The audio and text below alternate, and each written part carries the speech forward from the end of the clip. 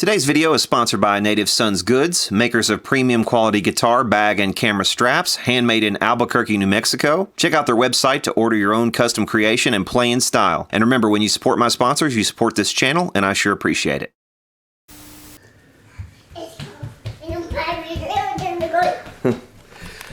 Hey everybody, Brad the Guitarologist here, just kind of chilling out with my daughter. Got a friend coming over who's going to give me delivery on a cabinet that he's promised to me a while back. We actually did a trade for this cabinet, and he's going to bring the guitar that we did a partial trade on, and I thought you guys might be interested in it. Let's check it out. Well, I just want you to act really embarrassed on camera. I got it. You got that covered? Yeah. Yeah. Tell me about what you've done here. All right. Well, first of all, this is a weird size because I had two pieces of wood that I thought were pine when I started working with them. This old reclaimed barn wood, and it was hard to tell what it was until I planed it down. Right. And I was working with a dovetail jig that I've only used a couple times, and I thought, you know, I'm just gonna make it whatever size it has to be when the dovetails look good. Right. And this is the size it came out at, which is a weird, as it turned out, a strange size for a guitar. Sure. And you're reclaiming the wood from what now exactly? You say barn? Yeah. So this was barn siding, and it was not pine. I'm pretty sure that's Douglas fir. The consistency felt like pine as I was cutting it. So I'm going to say it's Douglas fir. I'm not totally sure about that. Twist it around. I want to see the inside, if you don't mind. So, what kind of bracing or whatever? You just dovetailed it and left it at that? Yeah. So it's dovetails. The edges are joined with biscuits. Okay. And then this, because I'm not sure that we're going to like this back for what we end up using it for. It just has pocket screws in it, so it can come right out. Right. This baffle board is 3/4 inch birch plywood. I prefer plywood baffles just for strength and honestly, and for guitar, you know, there's no real hi-fi concerns. So for me, yeah, that works good. And it goes the entire perimeter, so it's fastened in top and bottom. There shouldn't be any rattling with this. There's a layer of foam between it and this face piece. So a layer of foam between the baffle board. And this cutout. Oh, and that, so yeah, because those have a tendency to rattle. That's a good choice, yeah. And this cutout is recessed inside. This is oak. The frame here is oak. Yeah, I noticed that was a different wood. So what inspired you on this this design here on the front grille? I think I started doing this. I've done a few of these now. It's circular, and it's something you can do just sort of freehand with the scroll saw. Right. And that's pretty much the reasoning behind it. Well, it looks cool. It's unique. It's different. Yeah. And I don't know how long I'll keep doing that, but at the moment it's beveled, so it sort of has the appearance of it having sort of an outline. Well, I definitely appreciate your work. I mean, the stuff that you've shown me in the past, I knew I had to film this when you were going to bring it over, so I think my viewers will appreciate it. I think they'll also appreciate what our deal was on this. Let's take a look at the guitar, because I want to show my viewers what we ended up trading. And did you do the disclaimer that I'm not really a professional woodworker and I'm learning as I go? So this disclaimer, Mike is not really a professional woodworker. He claims. I mean, he's way more professional than I would be on this, but this is what this is what we traded for. This is what I traded him, and he gave me some cash, some kizash, and some promises. I gave you some cash and some promises. Some cash and some promises that are being fulfilled, which I appreciate. That's really cool. But this is an Acoustic Black Widow. Hang on, I've got my 2-year-old running around here too. Come here, sweetie. You can step on the grass. It's not going to kill you. This is an Acoustic Black Widow. Now this is the Mosrite version, right? Yeah. What did you find out any more about the Mosrite version? Did you do any more research or anything? I did at the time. This guitar was made by a few different manufacturers. It was, I think Mosrite was maybe the second or third. Right. Let's see. I think they're the rarer ones though, right? I think so. I think they only made like 200 or 300. And someone obviously replaced the tuning keys before I got a hold of it with Gibson ones, and just some weird stuff too. I mean, we've got a little bit of separation here on the book match, and then we've got some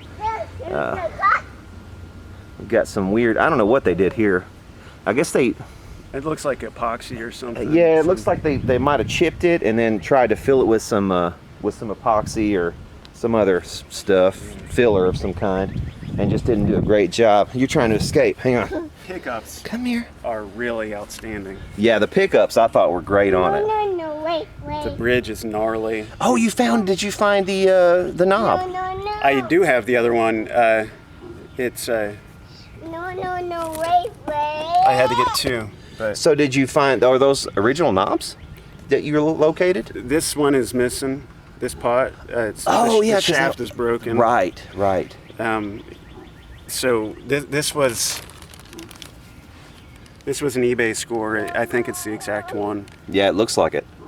So, if you don't mind me asking, how much did those set you back, just for the knobs? I think because the seller wanted to sell them both, I had to buy both, and I think it was like $40. Okay, now the serial numbers on these are always printed up here on the board. Was that not same on the Japanese ones? I can't remember.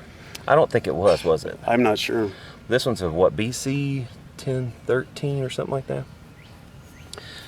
And then this also was kind of, I guess, messed up on the, and you of course you knew about all these flaws when we did the trade, but my intention when I got this thing was to do some work on it and try to restore it, but then it's got all these little flaws, like, you know, and it's probably never going to be anything more than a player, so it was like, at some point it was like, why bother, you know, because it was so much that needed done to kind of make it right. It almost would have needed a complete refinish and stuff, and you know, I don't know, that just kind of takes away. I would rather see one in original crappy condition than a, you know, refinished perfect looking condition. Feels great.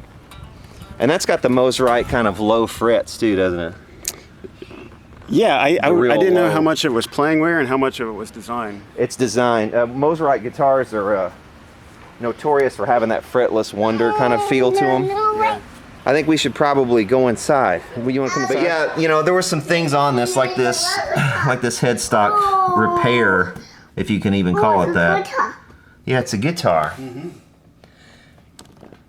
But that's an acoustic, and I'll put up a picture of Jimi Hendrix holding one of these acoustic Black Widows.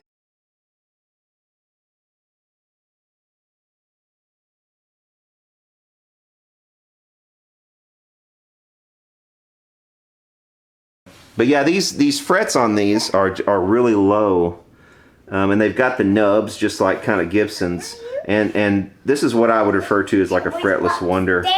And Mosrite was like this. They made all their guitars with these really low frets like this. Now some of this, like you said, could be from wear, and you can see down here on the lower frets, it's like they're really low down here on the bottom edge, it seems, and then this is probably about more what they were like originally, right up here in this area.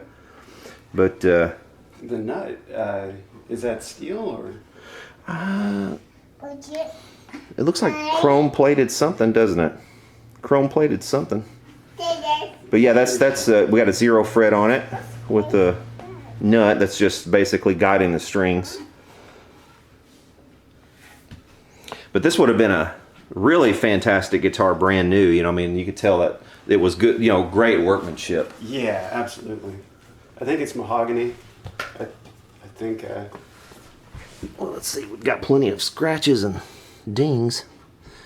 Let's see. That one right there that's binding that we're looking at right this side. Won't tell us anything. The neck looks maple to me. Neck is maple, I think. It's got to be what that is.